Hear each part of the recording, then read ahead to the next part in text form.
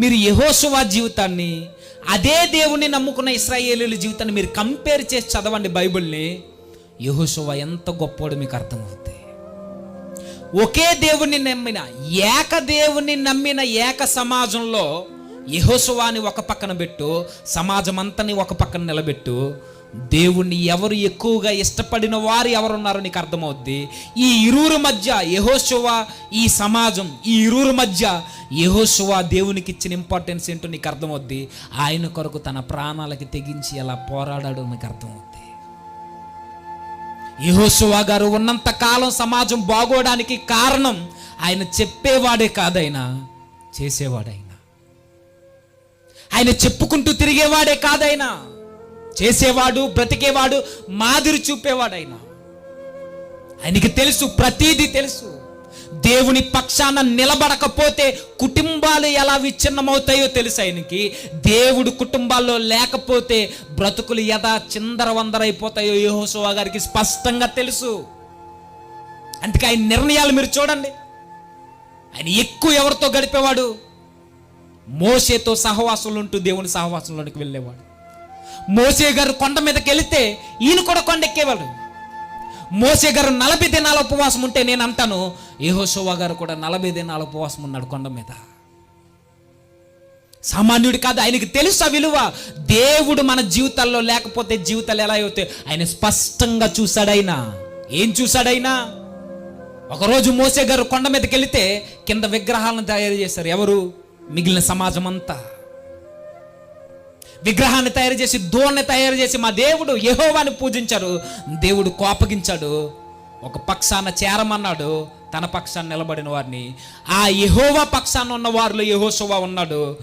ఉన్న ఈ సమాజం అంతా ఎవరైతే దూడన చేశారో, ఎవరైతే దేవుడికి స్థానాన్ని ఇవ్వలేదో వాళ్ళందరినీ చంపేమన్నాడు. ఆ రోజు సుమారు 20,000 పైనే చచ్చిపోయారు జనాభా. దేవుళ్ళు లేకపోతే ఏమవుద్దంటే చావులు, మరణాలు మన కుటుంబాల్ని కబలిస్తాయి. ఆ రోజు యెహోషువ గారు స్పష్టంగా చూస్తున్నారు, దేవుడు లేక వారి బ్రతుకులు ఎలా అర్ధాంతరంగా ముగిసిపోయాయి. దేవునికి స్థానాన్ని ఇవ్వక ఈరోజు దోణ్ణి తీసుకొచ్చి దేవుడు అన్నారు, రేపొద్దున ఎద్దును తీసుకొస్తారు, రేపొద్దున పక్షిని పెడతారు, రేపొద్దున ఏదేదో చెప్తారు. అవసరమైతే ఐగుప్తు దేవుళ్ళని తీసుకొస్తారు. తెలుసు యెహోషువకి ఇది మంచిది కాదు, ఇది నాకు మంచిది కాదు, నా కుటుంబానికి మంచిది కాదు, నా బిడ్డలకు మంచిది కాదు. ఏది ఏమైనా సమాజం అంతా ఏకపక్షంగా ఒక పక్షాన ఉన్నా నేను మాత్రం ఒక పక్షాన్ని నిలబడతా అని యెహోషువ మోషేతోనే అంటి పెట్టుకుని బ్రతికేవాడు. ఇన్ని సందర్భాలు ఉన్నాయి ఆయన జీవితంలో. మీరు చదవండి. యెహోవా మీద, ఆయన సమాజం మీద, మోసే అహరోనుల మీద సమాజం అంతా సనుక్కునేవారు, గనుక్కునేవారు, తిట్టుకునేవారు, అవసరమైతే రాళ్ళిచ్చి కొట్టి చంపాలనుకునేవారు. కానీ అలా సనుక్కున్న వారిలో, అలా తిరగబడిన వారిలో, అలా దేవునికి వ్యతిరేకంగా వారి బుద్ధిని కనపరుస్తున్న వారిలో ఏ రోజు అయినా యెహోషువ గారు వారి పక్షాన ఉన్నట్టు మనం చదువుతామా? కనబడదు ఎక్కడ. ఒకానొక రోజు కనబడుతుంది కనాను భూభాగం. ఆ కనాను భూభాగం కనబడుతున్నప్పుడు మోషే అహరోనులు 12 మంది వేగుల వారిని పంపించాడు, చూసిరండి అని. అందులో వెళ్ళిన వారిలో యెహోషువ, కాలేబులు ఉన్నారు. వెళ్ళారు, చూశారు. ఆ సస్య శ్యామలమైన పాలు తేనెలు ప్రవహించే అంత సమృద్ధి కలిగిన భూభాగాన్ని చూశారు. చాలా బాగుంది అనుకున్నారు, వచ్చేసారు. వచ్చేసిన తర్వాత మనకు తెలుసు, వెళ్ళిన 10 మందిలో, క్షమించండి 12 మందిలో 10 మంది మోసే దగ్గరకు వచ్చి, మమ్మల్ని చంపేద్దాం అనుకుంటున్నావా మోసే? ఐగుప్తు నుండి మమ్మల్ని తీసుకొచ్చి ఆ కనాను భూభాగంలో ఉన్న ఆ దేహదారుఢ్యం కలిగిన వారి ముందు మనల్ని పెట్టి మా బిడ్డల్ని, మా భార్యల్ని, మా కూతుర్ని, కొడుకుల్ని కత్తివాత చేద్దాం అనుకుంటున్నావా? ఇది నీకేమన్నా న్యాయమా? మేము ఐగుప్తుకు వెళ్ళిపోతామన్నారు. వారు చాలా ఎత్తున్నారు మోసే, వారు చాలా బలంగా ఉన్నారు. వారి దృష్టిలకి మేము మిడతల వాళ్ళే కనబడుతున్నాము. మమ్మల్ని చంపడానికి ఇక్కడికి తోడుకుని వచ్చావా? సనుక్కున్నారు, మోసే మీద తిరగబడ్డారు. ఆఖరికి మోసే గారు సాష్టాంగపడేలా చేశారు. మోసే అహరోనుల సందర్భంలో వీళ్ళందరూ వ్యతిరేకమైపోయినప్పుడు జనులందరూ గోల పెట్టి కేకలేసి ఏడుస్తున్నారట, రొమ్ములు బాదుకుంటూ, మేము చచ్చిపోతామని. మమ్మల్ని అంతకే తీసుకొచ్చావని సమాజం అంతా మోసే అహరోనులకు వ్యతిరేకమైపోతే ఒకే ఒక్కడు యెహోషువ మాత్రం మోసే పక్షాన, దేవుని పక్షాన నిలబడి చెబుతున్నాడు. ఆ రోజు అందరూ సైలెంట్ అవ్వండి, దేవుడు మనల్ని ఆ భూభాగానికి నడిపిస్తాడు. ఇంత విశ్వాసం మోసే గారిలో మనకు కనబడడానికి కారణం ఏంటో చెప్పనా? ఆ అమోరీయుల దగ్గర, మోయాబీయుల దగ్గర, అక్కడున్న నివసించే ఆ కనాను జాతీయుల దగ్గర దేవుడు లేడు. మన దగ్గర మనల్ని నడిపించే దేవుడు మనతోడున్నాడు. మీరు బలాఢ్యులని చూస్తున్నారే, దేహదారుఢ్యం గలవారని చూస్తున్నారే, మనల్ని మిడతలు అంటున్నారే, జ్ఞాపకం లేదా మీకు? ఎర్ర సముద్రాన్ని పాయలు చేసి మనల్ని నడిపించిన ప్రభు యొక్క కార్యం మీకు జ్ఞాపకం లేదా? ఆకలేస్తుంది, ఆహారం కావాలి అని అంటే, మాంసం కావాలని అంటే ఆకాశ గుప్పిళ్ళు విప్పి మన కొరకు మన్నాను కురిపించిన దేవుని శక్తి మీకు జ్ఞాపకం లేదా? పూరేళ్లను మన పాలెముల ముందు వాలింపజేసి మన కడుపులు నింపిన మన దేవుని యొక్క అద్భుత కార్యం మీకు జ్ఞాపకం లేదా? మనం నడుచుకుంటూ వస్తున్నప్పుడు ఎన్నో జాతుల్ని మనం జయించుకుంటూ వచ్చాం. ఆ జాతుల మీద విజయాన్ని ఇచ్చిన ప్రభు యొక్క శూరత్వం లేదా ఆయన యొక్క బలం మీకు జ్ఞాపకం లేదా? దేవుడు లేనోడిని పట్టుకుని మీరు గొప్ప చేస్తున్నారే, దేవుడు మనతో ఉంటే మనం దేనిని జయించలేము. ఎర్ర సముద్రమే ఆవిరైపోయి ఆరిన నేలను మనకి ద్వారాలను చేసి చూపించిందే మార్గాన్ని. ఆ దేవుని యొక్క శూర కార్యాలు మీరు మర్చిపోయారా? దేవుడున్నాడు మన సమాజంలో మీరు మర్చిపోయారా? దేవుడు మనతో ఉంటే ఎలాంటి కార్యాలు చూస్తామన్నది మీరు మర్చిపోయారా? ఆ రోజు లక్షల కాల్బలానికి, లక్షల మందికి వ్యతిరేకంగా దేవునికి సపోర్ట్గా, దేవుని పక్షాన నిలబడి మోసే కొరకు, దేవుని కొరకు ఆ రోజు యెహోషువ గారు ప్రాణాలకి తెగించి నిలబడి చెబుతున్న మాటలు, దేవుడు మనతో ఉన్నాడు, మీరేం భయపడొద్దని. మోసే యెహోషువ గారికి తెలుసు, దేవుడు మన పక్షాన్నుంటే మన జీవితంలో ఎలాంటి కార్యాలు జరుగుతాయో జ్ఞాపకం చేసుకోండి అని చెప్పాడు. ఇవన్నీ యెహోషువ గారికి తెలుసు. తెలియని అమాయకులు ఎవరైనా ఉన్నారంటే ఆ రోజు ఇశ్రాయేలు సమాజం, ఈరోజు మనకందరూ కావాలి, అన్నీ కావాలి, మనకు సౌలభ్యం కావాలి, దేవుడు మాత్రం మనకు అవసరం లేదు. దేవుడు లేకపోతే, నేను చెప్తున్నాను, దేవుడు అనే ఒక కళ్ళు మన జీవితాలు లేకపోతే ఆ రోజు ఇశ్రాయేలీలు భయానికి గురయ్యారు. ఈరోజు మనం కూడా భయపడుతున్నామని అంటే కారణం దేవుడు లేడు. శ్రమలను చూసి బెంబేలెత్తిపోతున్నాం, కష్టాలను చూసి చచ్చిపోవాలనుకుంటున్నాం, ఇబ్బందులను చూసి ఎక్కడికో పోవాలనుకుంటున్నాం, ఏవేవో చేసుకోవాలనుకుంటున్నాం. కారణం నేను చెబుతున్నాను, దేవుడు మన జీవితాల్లో లేక. అదే దేహం ఉన్న వారిని, అదే బలవంతులు యెహోషువ చూశాడు, కానీ బెదిరిపోలా. కారణం దేవుడు తన జీవితంలో ఉన్నాడు. దేవుడుంటే ధైర్యం ఉంటుంది, దేవుడుంటే భయానికి తావులేదు, దేవుడుంటే విగ్రహాలు మన జీవితంలోనికి రావు, దయ్యాలు తెచ్చేసి కూర్చోవు. దేవుడు మన జీవితాల్లో ఉంటే ఏ వ్యసనం జోలికి కూడా మనం పోము. ఆ రోజు భయపడ్డారు ఇశ్రాయేలీలందరూ, దేవుని పక్షాన నిలబడ్డాడు. మోసే అలా సాష్టాంగ పడ్డం చూడలేక సమాజం చంపేస్తుందని తెలిసిన యెహోషువ ప్రాణాలకి తెగించి నిలబడి అంటున్నాడు, దేవుని పక్షాన నిలబడ్డాను, దేవుడు మన తోడున్నాడు, మీరేం భయపడకండి అంటాడు. సంఖ్యాకాండం మీరు చదవండి వెళ్ళిన తర్వాత. ఇంత ధైర్యం యెహోషువ గారికి ఎలా వచ్చిందంటే ఆయనకి తెలుసు, దేవుడు మన బ్రతుకుల్లో ఉంటే మనం దేన్నైనా జయించగలమని.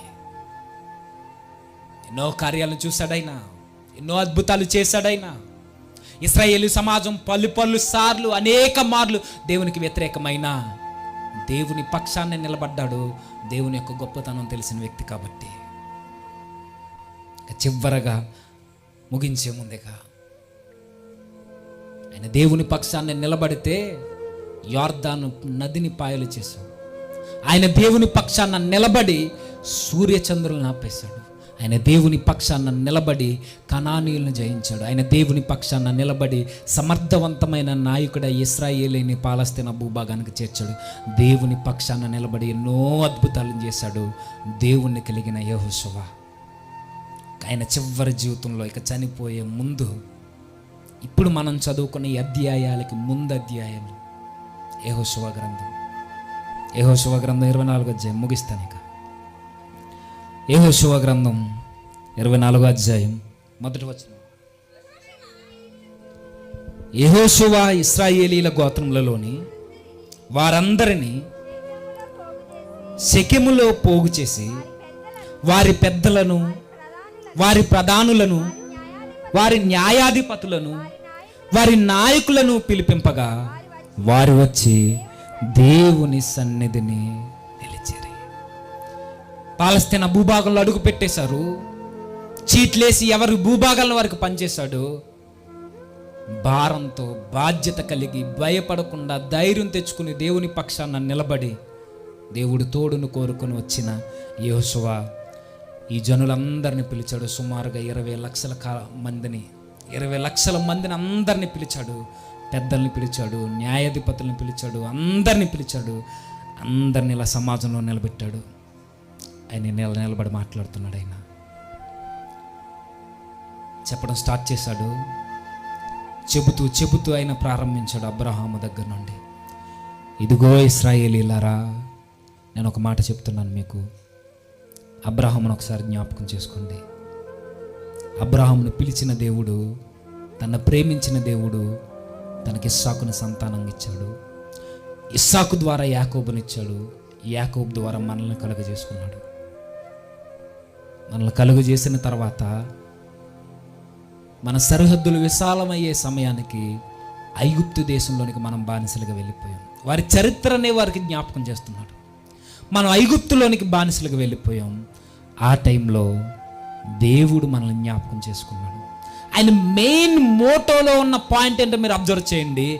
దేవుడు దేవుడు దేవుడు దేవుడు దేవుడు మన కొరకు ఏ కార్యాలు చేశాడో ప్రతిదీ వివరించడం మొదలుపెట్టాడు. అబ్రహాము దగ్గర మొదలుపెట్టిన ఆయన ఐగుప్తు వరకు తీసుకొచ్చాడు. దేవుడు మనల్ని జ్ఞాపకం చేసుకుని రక్షకుని మన కొరకు పుట్టించాడు. ఆయనే మోసే ద్వారా మనల్ని బయటికి రప్పించాడు. మనల్ని బయటికి రప్పించడానికి ఆయన ఎన్నో అద్భుతాలు చేశాడు, ఎన్నో సూచక్రియలు చేశాడు, ఎన్నో మహత్కార్యాలు, ఆశ్చర్య కార్యాలు చేశాడు. మీకు తెలుసు కదా, ఎర్ర సముద్రాన్ని పాయలు చేశాడు. అధ్యాయంలో అదే చెప్తాడు. ఎర్ర సముద్రాన్ని పాయలు చేశాడు, బండని చీల్చాడు, ఐగుప్తీయుల తొలి సంతానాన్ని నాశనం చేశాడు, ఐగుప్తీయుల మీదకి, వారి దేవుళ్ళ మీదకి తీర్పును రప్పించాడు. ఎన్నో కార్యాలను చేసి ఐగుప్తు నుండి మిమ్మల్ని తీసుకొచ్చాడు. ఇలా వస్తున్న ఈ మార్గం మధ్యంలో ఎందరో మనల్ని చంపాలని చూశారు, కానీ మన దేవుడు మనల్ని కాపాడాడు. అమోరీల చేతుల నుండి మనల్ని విడిపించాడు. యెబూసీయుల చేతుల నుండి మనల్ని విడిపించాడు. ఎందరో రాజ్యాల నుండి మనల్ని విడిపించాడు. చివరికి బాలాకు నుండి కూడా మనల్ని విడిపించాడు, బిలాము చేసిన తప్పుడు బోధకు ప్రతిగా. దేవుడు ఎప్పుడు మనల్ని వదలలేదు, మన పక్షాన్నే ఉన్నాడు. అయితే ఆయన మనకు చేసిన వాగ్దాన భూమిలోనికి మనం వచ్చేసాం.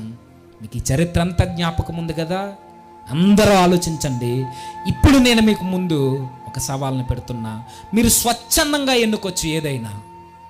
మీరు ఏదైనా మీ ఇష్టమే. దేవుడిచ్చిన వాగ్దానాన్ని ఆయన నెరవేర్చేశాడు. ఇప్పుడు మీకు సుఖ సంతోషభరితమైన జీవితంలోనికి మిమ్మల్ని రప్పించేశాడు. ఇక మీరు పాలస్తీనా ప్రాంతంలో ఉన్నారు, మీకు ఏ అడ్డంకులు లేవు, మీరు ఎవ్వరికి బానిసలు కారు. ఇప్పుడు మీకు స్వేచ్ఛ, స్వతంత్రం ఉంది. అయితే నేను ఒకటి చెప్పదలుచుకున్నాను, అది మీ ఒపీనియన్కి వదిలేస్తున్నాను నేనని. ఇప్పటి వరకు దేవుడు మనల్ని కాపాడాడు కదా. ఈ దారిలో వస్తున్నప్పుడు అమోరీల దేవతలు మనకు కనబడ్డాయి. ఇంతకుముందు మన పితరులు ఐగుప్తు దేవుల్ని సేవించారు. ఇంతకుముందు మన పితరులు విగ్రహాలను సేవించారు, వాటికి బలులు వేశారు, వాటిని పూజించారు. అయితే ఇప్పుడు నేను చెప్పదలుచుకున్నది ఏంటంటే, మీరేం చేస్తారనంటే, ఒక పక్కన దేవుడు ఉన్నాడు, మరొక పక్కన మన పితరులు సేవించిన దేవుళ్ళు ఉన్నారు, పిలువబడుతున్న వారు దేవతలు. మీరు ఎవరిని ఎన్నుకుంటారో మీ ఇష్టం అన్నాడు. ఆ రోజు డైరెక్ట్గా ఓపెన్గా చెప్పేశాడు ఆయన, మీ నిర్ణయం మీదే. దేవుడా, మన పితరులు సేవించిన ఈ విగ్రహాల దేవుడు కావాలంటే మీరు అబ్జర్వ్ చేయండి. ఇప్పటి వరకు మీకు చెప్పాను, దేవుడు తోడుంటే ఎన్నో కార్యాలను చూసాం మనం, ఎన్నో అద్భుతాలను చూశారు. ఈ దేవుణ్ణి నమ్ముకున్న తర్వాత మన పితరులు దేవుని చేతిలో ఎలా చచ్చిపోయారో కూడా చూశారు. దేవుడు తోడుంటే ఏం జరిగిందో చెప్పిన ఈయనే దేవుడు తోడు లేకపోతే ఏం జరుగుద్దో కూడా చెప్పాడు ఆయన. దేవుడు తోడు లేని అమోరీయులు మనకు బానిసలయ్యారు. దేవుడు తోడు లేని ఈ కనానీ భూభాగంలో నివసించి ఈ అన్యజనులు మనకు బానిసలయ్యారు. దేవుడు మన చేతికి అప్పగించాడు. ఇప్పుడు మీ ముందు పెడుతున్నాను, నిర్ణయం మీదే. దేవుడు కావాలంటే కోరుకోండి, జీవితాలు బాగుంటే. లేదు మాకు ఇదే కావాలనుకుంటారా, కోరుకోండి. కానీ నేనైతే ఒకటి తేల్చి చెబుతున్నానని చెబుతున్నాడు. ఇది 24వ అధ్యాయం 15వ వచనం.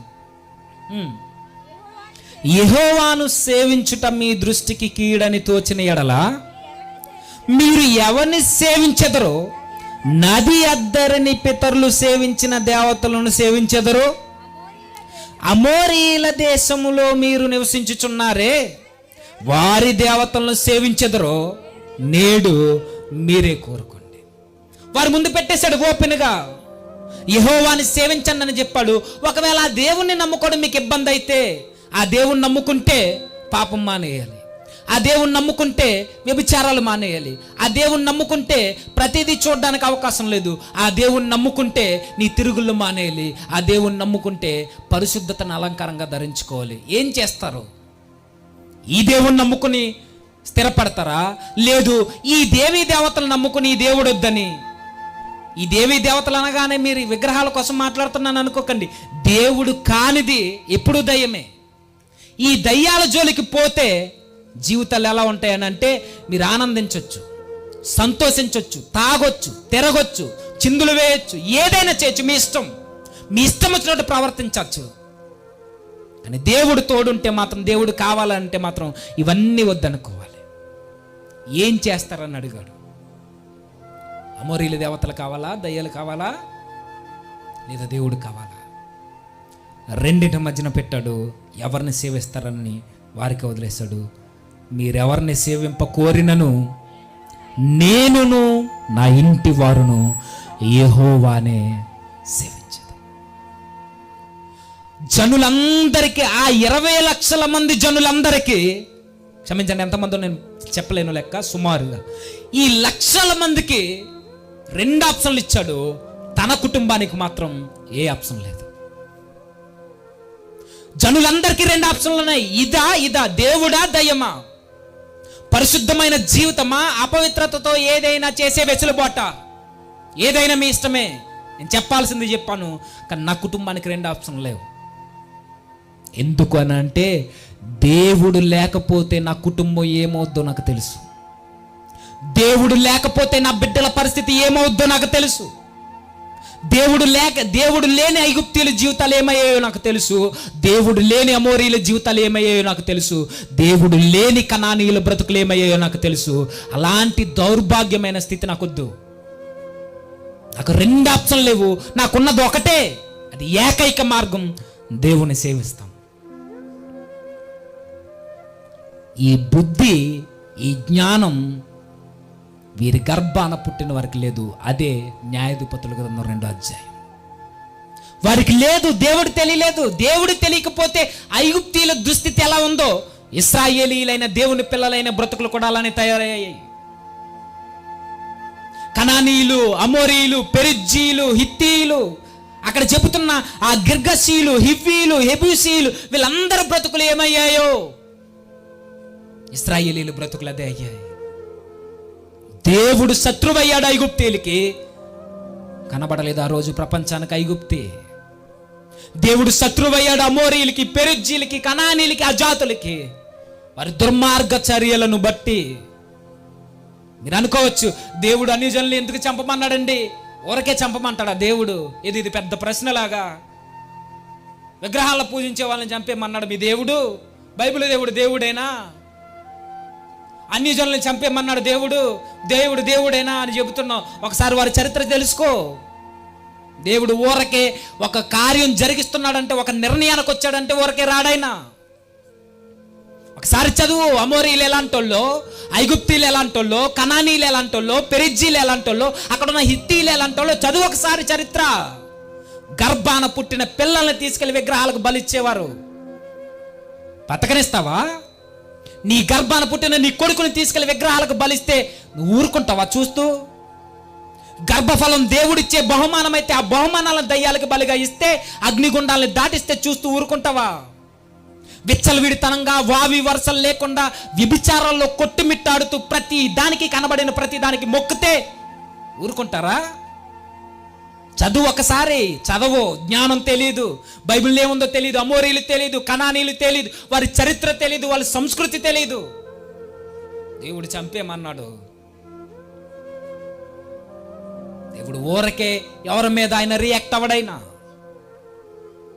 చదువు ఎంత క్రూరమైన వాళ్ళు చదువు. మలమల మండుతున్న అగ్నిగుండంలోనికి పిల్లల్ని ఇసిరేసేవారు. ఆ విగ్రహాల చేతుల్లో మరుగుతున్న ఆ వేడి కలిగిన ఆ రాగితో చేయబడిన ఆ ఇత్తడితో చేయబడిన విగ్రహాల ఆకారాల చేతుల్లో బిడ్డలు పెట్టేసేవారు. ఆ బిడ్డల యొక్క శబ్దాలు వినబడకుండా కింద వాయిద్యాలు వాయిస్తూ ఆ పిల్లల కేకలు వినబడకుండా వీళ్ళు ఆనందింపబడేవారు. పంటలు పండుతాయని బిడ్డలు ఇచ్చేసేవారు. ఇలాంటి వాళ్ళని తీసుకొచ్చి దేవుడు చెప్పాడు, ఇలాంటి సంస్కృతి వల్ల ఎందుకు వచ్చిందంటే దేవుడు వారి జీవితాల్లో లేడు కాబట్టి. నేను వాస్తవం చెప్తున్నానండి, ఈరోజు మన కొడుకుల జీవితాల్లో దేవుడు లేకపోతే ఇలాంటి పరిస్థితులు మనం ఎదుర్కోవాల్సి వస్తుంది.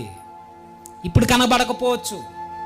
ఆ రోజు ఆ ఇశ్రాయేలు తరం అనుకోలేదు నా కొడుకులు కూతుర్లు ఎలా తయారవుతారని. వాళ్ళు చనిపోయిన తర్వాత దేవుడు రాయించాడు, వీళ్ళకి దేవుడు తెలియక దేవుని కన్నులు ఎదుటే కీడు చేసి దేవుని చేత దెబ్బలు తిన్నారని. ప్రతి నీచమైన కార్యం మన జీవితాల్లో తాండవం చేస్తుంది. ఎందుకు ఇంత వ్యసనాలకు బానిస అయిపోయింది ఈరోజు యువత? ఎందుకు ప్రతి దానికి మగ్గు చూపుతూ? చాలా దారుణమైన కల్చర్ వచ్చిందండి, చాలా దారుణమైనది. అది రోడ్డు మీద నిలబడి యవనస్తులను పాడు చేస్తున్న స్త్రీలు మనకు కనబడుతున్నారు. లెస్బియన్స్ మనకు కనబడుతున్నారు. ఎవరైతే కొంతమంది, నేను అందరిని అనట్లేదు, ఎవరైతే ఈ రోడ్ల మీద తిరుగుతూ ఈ వ్యభిచారాలకి పాల్పడుతున్నారో, బళ్ళు నాపి, కార్లు నాపి, లారీలు నాపి, ప్రతి గ్రామాల్లో రాకూడని రోగాలు ఈరోజు మన కుటుంబాల్లోనికి వచ్చేసే తెలుసా?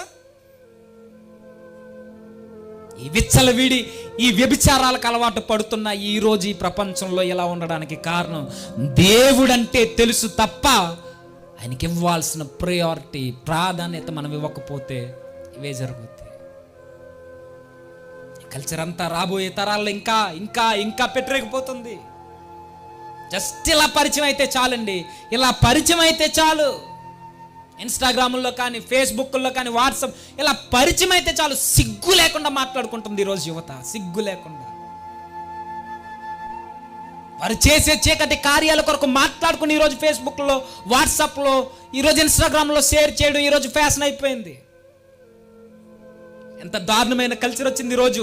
కేవలం దేవుని కొరకు మన యవ్వన బిడ్డలకు తెలియకపోవడమే దానికి ప్రధానమైన కారణం. తల్లిదండ్రులుగా మీరు చెప్పకపోవడం. నేను బాగుంటే నా కుటుంబం బాగుంటుంది అనుకోకు, అది వేరే విషయం. అది నువ్వు బాగున్నప్పుడు నీ కుటుంబం కూడా బాగోలేదు. కుటుంబం యావత్తు సంఘానికి రావాలి. అది లేకపోతే ఇలాంటి కార్యాలే చూడాల్సి వస్తుంది. యెహోవా కన్నులు ఎదుట ఈరోజు చేసి ఎన్నో చట్టాలు వస్తున్నాయండి ఈ మధ్య. దేవుని భయం లేక ఆయన చూస్తాడు, ఆయన గద్దిస్తాడు, ఆయన మన మీద కోపపడతాడనే ఈ సెన్స్ లేక ఈరోజు ఎలాంటి తీర్పులు వస్తున్నాయి. పెళ్ళైన తర్వాత కూడా ప్రేమించిన అమ్మాయితో తిరగొచ్చట. చూస్తున్నారో లేదో? ఇప్పుడు చూసిన సీరియల్స్ కాదండి, ఒకసారి చూడండి సమాజంలో ఏం జరుగుతుందో. ఇలా మాట్లాడుకుంటే చాలండి, ఏ రూమ్లో చేట ఓయో రూమ్లో పోతున్నారు. సిగ్గులేని ఏవైతే ఉన్నావో ఈరోజు హోటల్స్ కానీ, లాడ్జ్లు కానీ, 18+ ఇయర్స్ ఉంటే ఎవరితో వెళ్ళినా రూమ్ ఇచ్చేస్తారట. కేసులు బుక్ చేయడానికి లేదట. ఈరోజు ఏం నేర్పిస్తుంది సమాజానికి? దేవుడు లేకపోతే ఇలాంటి తీర్పులు వస్తాయి. దేవుడు లేకపోతే ఇలాంటి కార్యాలు మనం ఇంకా చాలా చూడాల్సి ఉంటుంది. దేవుడు ఉండాలి మన బ్రతుకుల్లో. దేవుడు నా కుటుంబాన్ని చూడండి. యెహోషువ కుటుంబాన్ని ఆయన నిర్ణయించుకున్నాడు. నా కుటుంబంలో దేవుడు తప్ప దేనికి స్థానం లేదు. మీకు 2 ఆప్షన్లు ఉన్నాయేమో, నాకు ఒకటే ఆప్షన్, నా దేవుడే నాకు అధికారి. మీకు 2 ఆప్షన్లు ఉన్నాయి. మీకు స్వతంత్రం ఉంది, స్వేచ్ఛ ఉంది. నాకు ఏదీ లేదు. నా స్వేచ్ఛలో, నా స్వతంత్రంలో నేను కోరుకునేది ఏకైక మార్గమైన నా ప్రభు. నా ప్రభు ఉంటే నాకు ఇంకేది అవసరం లేదు. నా ప్రభు ఉంటే ఈ దయ్యాలు నాలోనికి రావు. నా ప్రభు ఉంటే ఈ శత్రువులు నన్నేమి చేయలేరు. నా ప్రభు నాతో ఉంటే ఈ శ్రమలు నన్నేమి చేయలేవు. దేవుడు నాతో ఉంటే ఈ వ్యసనాలు నా మీద దాడి చేయలేవు. ఈరోజు మీకు ఇచ్చే మాట, మీకు చెప్పే మాట, మన బ్రతుకులు బాగుపడాలి అని అంటే, మన కుటుంబాలు స్థిరపడాలి అని అంటే దేవుడు మన జీవితంలో ఉండాలి. దేవుడు మన కుటుంబాల్లో ఉంటే తప్ప, ఆయనకి పెద్దపీట వేస్తే తప్ప ఈరోజు కుటుంబాలు బాగుపడవు. యవనస్తులు మారాలన్న దేవుడు ఉండాలి, కుటుంబాలు కట్టబడాలన్న దేవుడు ఉండాలి.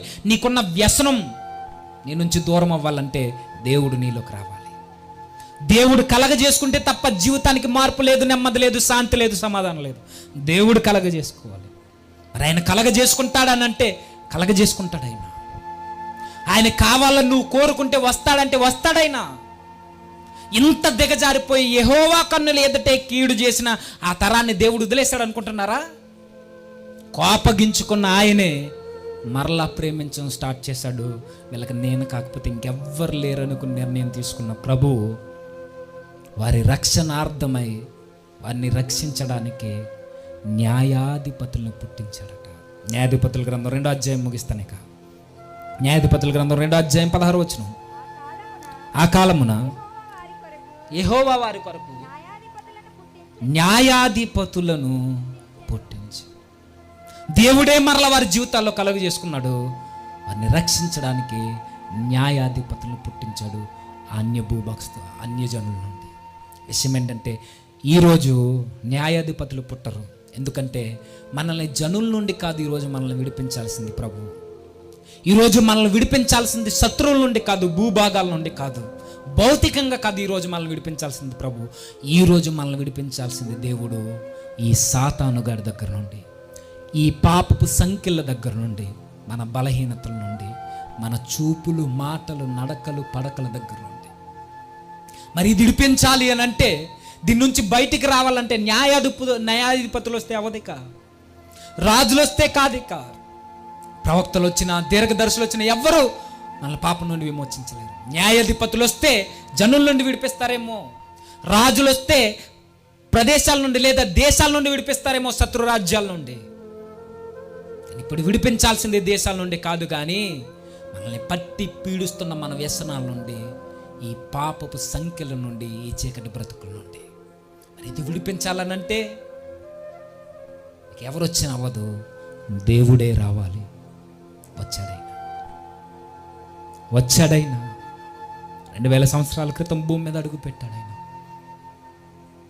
ఇశ్రాయేలీయులకి తోడున్న ఆయన, యెహోషువాకి తోడున్న ఆయన, మోషేని నడిపించిన ఆయన, అబ్రహాముని ఎన్నుకున్న ఆయన, అద్భుతాలు చేసిన ప్రభువు, వారందరినీ విడిపించిన ప్రభువు భూలోకానికి వచ్చాడు. ఆయన ఎందుకు వచ్చాడని చెబుతుంది బైబిల్. నశించిపోయిన మానవ బ్రతుకుల్ని వెదకి రక్షించడానికి.